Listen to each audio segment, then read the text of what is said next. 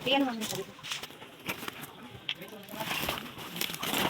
So, meron po pamilyang mag-surrender. Ayan po. Ganito po yung mga gagawin po natin dito. Balik na dito.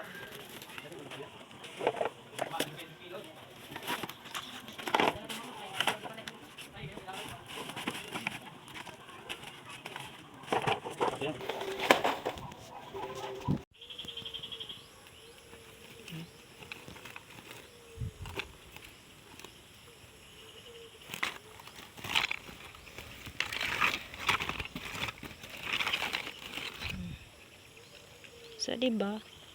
Ito yung ano eh. Ito yung mga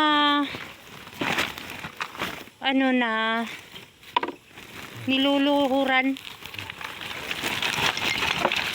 Kaya nagagalit ang Diyos.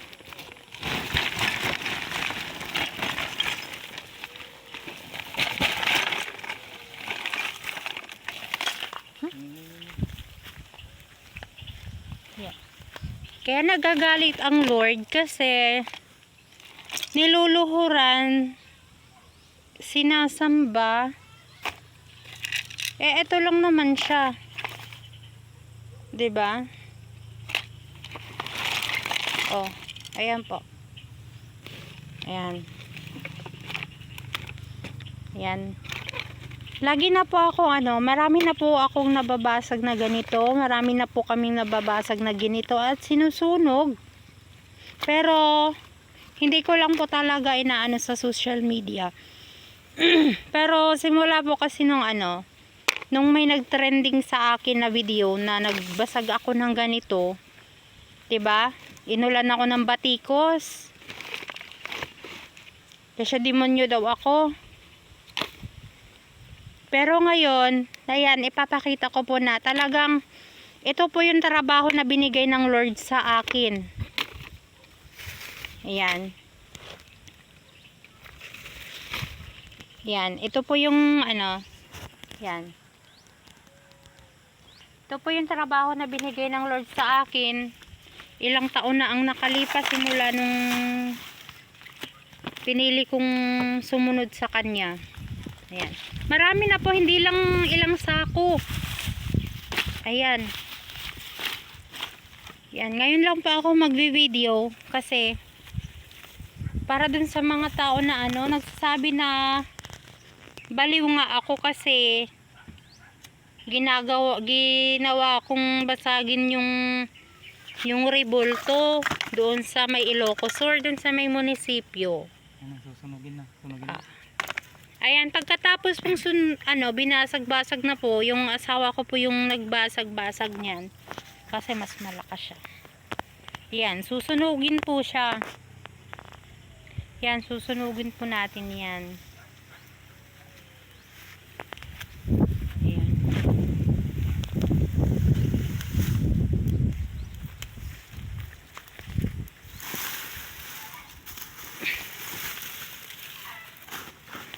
Ayan. Yung nagsabi nga po sa akin nun na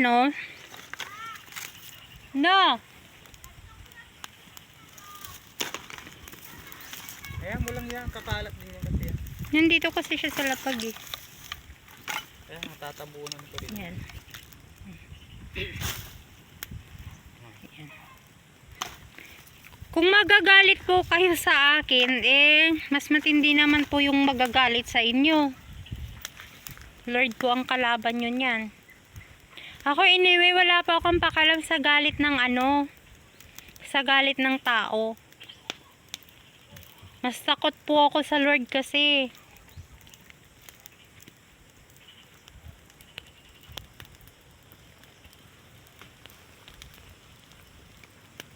Mama.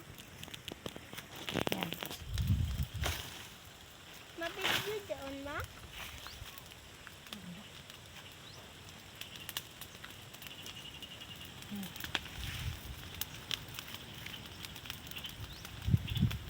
Yan po at nasusunog na po sila.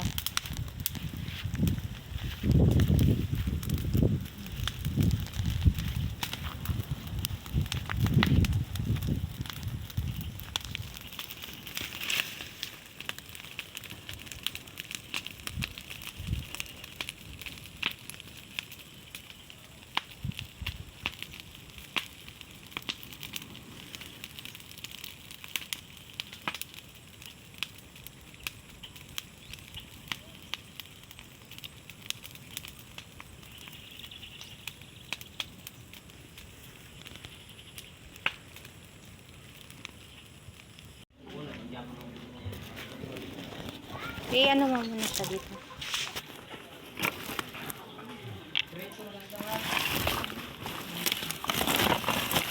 So, meron pong pamilyang nag-surrender. Ayan po. Tsaka ganito po yung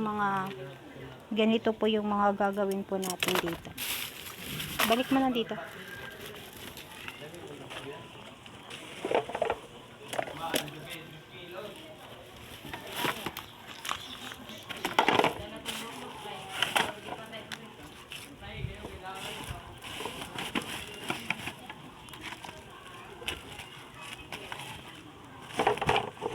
Ayan.